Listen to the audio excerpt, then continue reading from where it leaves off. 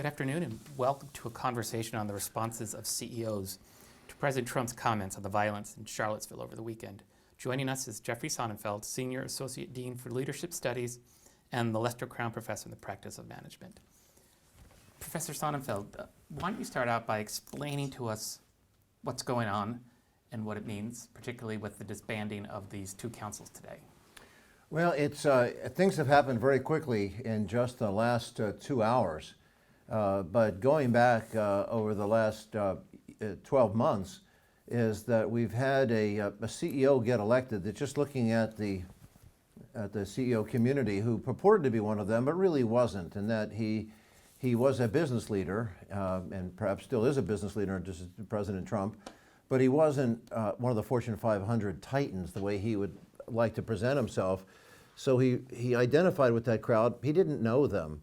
At one of our CEO summits, when he came, many of these people right now that are leaving him said at the time, if he walks in the room at the Waldorf, we're leaving. So some of the founders of these councils that were there walked out on him. And I told him that back in December, and he laughed and he said, well, they're all coming to see me now. And they were.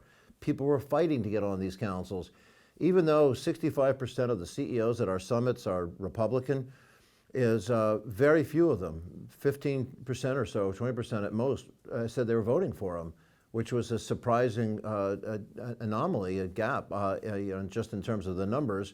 But this wasn't a leadership style that they emulated. And what you saw in The Apprentice, or his one-off style of having fights and the divisiveness, was the contention wasn't the way they operated. So they often were distancing themselves. As he got elected, people took the opportunity to join these councils, some of it for, candidly, the vanity, some of it because if they're large government contractors, they had a reason to be there. They were enormously benefiting from getting the nod on major government contracts, whether or not they were in aerospace or infrastructure businesses. Others thought that, well, he's not the most learned of political leaders, but he's smarter than his critics think. He's just not going to read 60-page white paper documents. So if you want to influence him, you have to be there. So many thought they need to be at the table and that they could have some effect. And they thought that until recent weeks. They had some marginal contributions to diffusing some of the hostility, say, around NAFTA and the various fronts. Now, what's happened in the last few days is, as we've seen the rhetoric and the hostility get sharper and sharper, and then the racial tensions boil over into hate-driven, murderous, torch-bearing, skinhead-type mobs of open KKK Klansmen and Nazis saying such hostile things, and then actually leading to the murder of that poor young woman.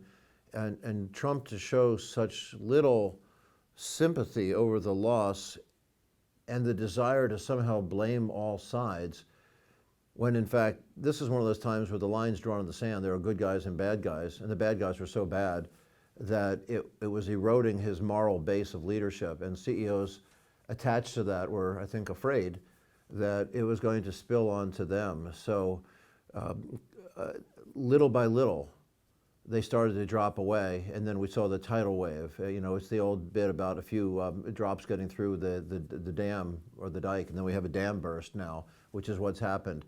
But who are the first drop? I don't know if you have the time to get into it.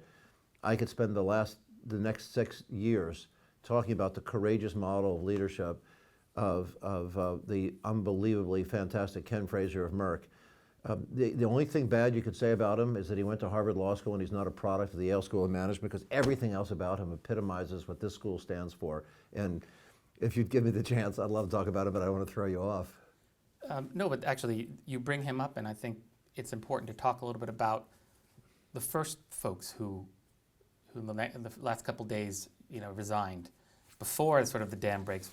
What can you tell us about these particular CEOs? What do they have in common? What do we know about their companies that might have influenced how they went about things? Well, there are many who jumped on very recently. Inga Thulin of 3M, Denise Morrison of Campbell's Soup, Kevin Plank of Under Armour, Craig Kucinich of Intel. They're honorable people, great leaders, but they aren't the real brave pioneers that made this happen. I would turn to Bob Iger of Disney. Even before Ken Frazier, he called it out and he named names.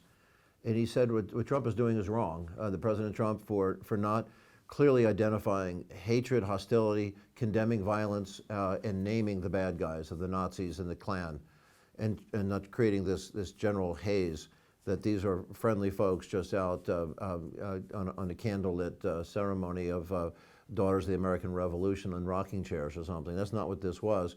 Bob Iger was very good at that. Meg Whitman, the CEO of HPE, was very courageous out front and naming names. And by the way, she and a person we celebrated, we welcomed here to school just a few months ago, the CEO of Unilever, Paul Pullman, she and Meg were the first to actually yell out an endorsement of Ken Frazier, because he walked out there on by himself, because the Business Roundtable was dormant. They were silent. If we weren't on camera being seen outside of this room, I would say they were cowardly. It was shameful, but I shouldn't use those terms on, these people are way too honorable individually to act the way they did. They were acting, and I know just about all 22 members of the Business Roundtable's board of directors. They're great people, but they were as paralyzed and inaction as many well-groomed boards are when they fail. The Wells Fargo, as individuals, the old board, they're fantastic people, but they failed collectively. And similarly here, Business Roundtable dropped the ball, so Ken Frazier said, well, I'm not going to stand for this racial intolerance, this hostility. Who's next? Here he is. He's a guy who rose up from the gang-infested slums of North Philadelphia, where his father was a 37-year janitor for UPS. He's been a very well-read guy, read 2 newspapers a day, as did Ken's grandfather. And Ken went off becoming a lawyer, but always inspired by the Supreme Court Justice Thurgood Marshall to be looking at causes for justice. And he got involved in that. And early in his career, he defended some wrongly accused criminal defendants as a heroic trial. He was very successful in straightening out and unraveling the liability of Merck's Vioxx. He had a lot to do with helping Penn State right itself after the whole Sandusky football atrocious scandals as a trustee there. And their cure for river blindness, a drug they had, they realized that rather than be mercenary under his mentor, Ray Vagelos, Ken said, we should donate this to places that really need it. They can't afford it, and it's such a horrible disease. And he worked with the Carter Center to make that happen. And Ken never had any personal grandiosity about this. Rapacious drug pricing, he's been a leader going after abuses in biotech, naming the names of the bad guys.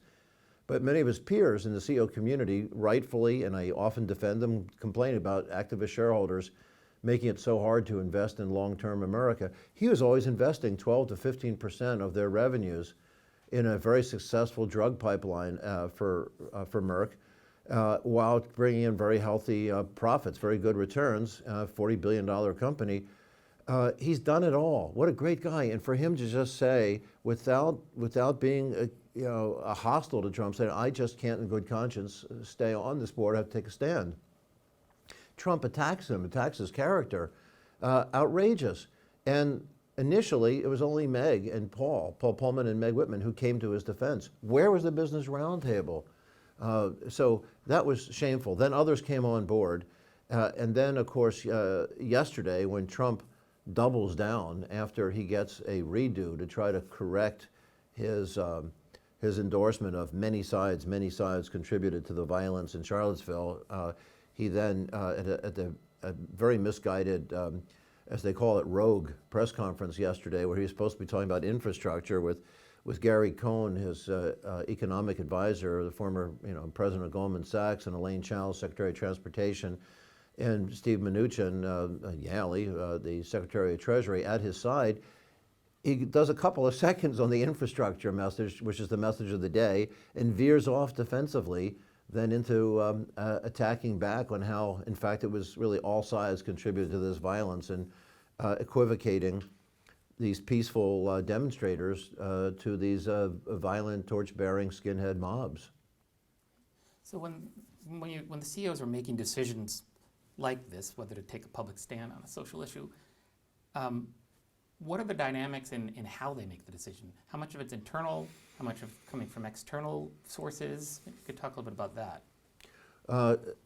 Some of it has to do with, of course, what's in the strategic commercial interests of their business.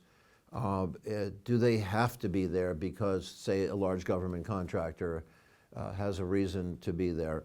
And do they feel that if they're not there, that somebody else gets the business? And Trump was very good about playing one off against the other, Boeing versus Lockheed and Merck versus Pfizer and GM versus Ford and the rest. As he did the same thing with that same schoolyard antic as what he so successfully did in the Republican primaries, or if you go back to the Apprentice, or take a look what he does with China versus Russia and things, he loves playing one off against the other. Divisiveness is the essence of even his cabinet, and that's led to the dramatic meltdown. So CEOs didn't see that, weirdly enough, getting on board. Many of them who didn't support him said, well, this is a call to national service. What we have seen this afternoon is the first time in our lifetime, the first time in our parents' lifetimes, if our parents are alive, our grandparents, or in this nation's history, we've never seen business leaders turn down collectively the call to national service at the request of the commander-in-chief. It's never happened. We even had some pretty unpleasant times. A guy named Roger Blau in 1954, I didn't see, it was the year I was born, got into a pretty, or that was actually 1962, nasty battle as the CEO of U.S. Steel with JFK. It just got awful. It spilled over and had a lot to do with the subsequent founding of the Business Roundtable. The business got a terrible image, and they thought they'd try to cleanse their image in 1972 after spiraling down for 10 years of hostility with government. Business leaders still came when served. Eisenhower had the CEOs of General Motors and General Electric at the same time on his board, ironically with the same name, Charles Smith. It was a little confusing. But we've never had business leaders turn away, and now they are, because they're saying, well, if it's in our strategic interest, playing on one off against the other, if we don't let this divide and conquer scheme to work, as Ken Fraser Merck proved that he could puncture it, then, as Ben Franklin said, if we don't hang together, we shall surely hang separately. They recognize we hang together, we can beat that and don't have to be there to be on these panels. But a second reason they were there is this is a guy who has a short attention span, but very smart, and we can influence productively, not just for our commercial interests, but for the larger good of the nation, economic policy.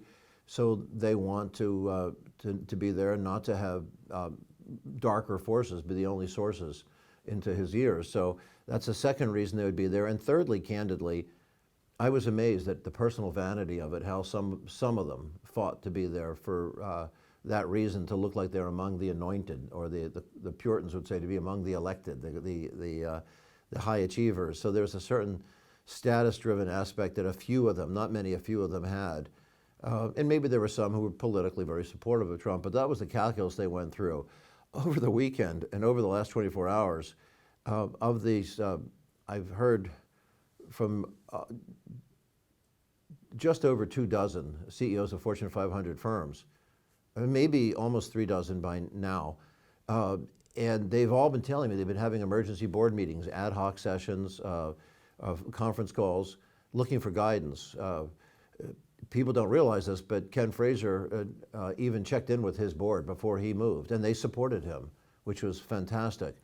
But that's another area, is when does a CEO just operate out of their own convictions?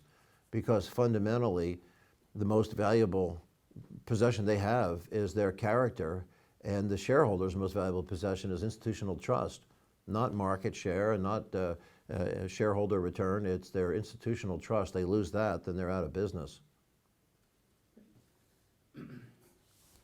So maybe you can explain why it matters in the bigger picture, for CEOs to kind of distance himself from the president? What role do they play in our society now versus before? And do you see this having an impact on the administration beyond sort of a terrible PR hit? We're in uncharted waters right now. As I'm sitting here, CNBC, as I sat down, just asked me to try to assemble a group of CEOs, which I don't know if we'll be able to do for tomorrow, to try to figure out what does corporate America do collectively? What advice do we have for them? We've never been in this situation. They have denuded the president. The emperor is naked. It's what Robert Neustadt, the great Harvard presidential historian, had once said, that the essence of presidential power is to never use it. It's the potential that is its source of strength. Once you pull that lever, if nobody responds, then you've got a problem. Right now, President Trump is saying he's disbanded these councils. Well, people are saying, we quit, and it's pretty clear. Even this morning, he's saying he could replace anybody who quits. He's got 4 people who want every spot that opens up, and turns out they're all leaving. That wasn't true. There's an old parable about a construction foreman who is being pushed by his workers that we need to take a break, we need to take a break. And they said, no, nobody takes a break until I say it's break time. So they all just walk away and take a break. So then he yells break as they're leaving to their backs, as if that's what Trump was trying to do. They've announced it on their own. So he's lost his power. He's lost his ability to coerce them. So with different bases of power, where this is a classroom, we'd see he's lost his legitimacy as a source of power. He has lost identity power, a sense of reference that people would have to identify, be like him. He's lost, apparently, coercive power. And the reward power, what he can do with government money. So he's lost a lot of the classic power bases, the information control, that he'd be in the center of things. He's pretty much lost the 5 core power bases that we would usually teach. He's got to scramble. So now General Kelly, I think, has an implicit understanding of these things. His chief of staff looked pretty downcast yesterday at the press conference. I think he's going to reach out to Steve Schwarzman and some others in the business community who still want to take a constructive role. They're great patriots, and they're going to want to see, can they still be of assistance? And they can be, potentially, but it's a long shot. This is not a very contemplative, reflective person. Once in a debate with him in Kuala Lumpur, I got him to admit he's failed, but basically he was really talking about other people's failures, what he learned from their failures. He never wants to admit failure. He has hair trigger defensiveness to any criticism, and he loves to divide and conquer. All those qualities that seem to give him a source of strength from the schoolyard onward have failed him now, and he needs to show contrition. I don't know that he's capable of it. Ann Mulcahy of Xerox, just so many great leaders, David Neilman of JetBlue, people who, after they had a setback, Jamie Dimon of JP Morgan, have been incredibly helpful to him now. And they admit setbacks, make mistakes. They don't look weaker, they look stronger. But this is getting a 71-year-old autocratic personality to be retrofitted. It's very hard to see how that happens. But if he was able to acknowledge he's made mistakes and show contrition, the American public is enormously forgiving. When Jim and Tammy Faye Baker or Jimmy Swaggart or any of these televangelists, when they'd run out there with tears streaming down their faces talking about how they've sinned, they'd be back in business, in a few days. And Trump could talk about what he has learned and reflect on it and put together some cross-cutting panels of disparate parts of society, but it's very hard. Before Thomas More got beheaded by King Henry VIII, he talked about how precious and how fragile institutional trust is. He said it's like having a liquid cupped in your hands. Once you separate the fingers, it's forever gone. I should have just used that on CNBC. I didn't think of it. He just separated the fingers. So he's lost that trust. How you restore it, it's a pretty tough job. We're almost out of time. Just lastly, how do you think this is going to impact CEOs to see what's going on? Do you think it may spur some more to become active, or it might have the opposite effect because of all the controversy? Well, they have a lot more time to not be now going off to Washington as frequently. We have a Yale CEO caucus this September 19th coming up, where we're going to take a look at the first 9 months of the Trump presidency. I can assure you, we already have a packed house, and I assure you that it's going to be a lot of candid discussions coming. But people are looking for answers tomorrow. They don't want to wait a few weeks. So I think a great burden is now thrown onto the Business Roundtable. They used to know how to pick up the ball and run with it. Tom Watson Jr. of IBM, Reginald Jones of GE, which was Jack Welch's predecessor, and Irving Shapiro of DuPont. These were the Clifton Garvin of Exxon. These people knew how to handle something like this and provide leadership. The Edelman Trust Barometer survey for this past year shows that every sector of society has fallen away in terms of public trust, with the exception of corporate titans. It's still at the top. And academics do pretty well, but the clergy have fallen, the media have fallen, and of course politicians have been plunging. So we look to the people to tell us the truth, to be corporate titans. This is their chance. Business Roundtable could rise to the occasion. The American Chamber of Commerce is riddled with ideologies that are not as embracing as the Business Roundtable could be. They've got a great board there, it's just not functioning well. But this would be a chance for the business community to now try to fill some of the leadership void. Thank you very much. Oh, sure, thanks. I enjoyed it. Yeah, me too.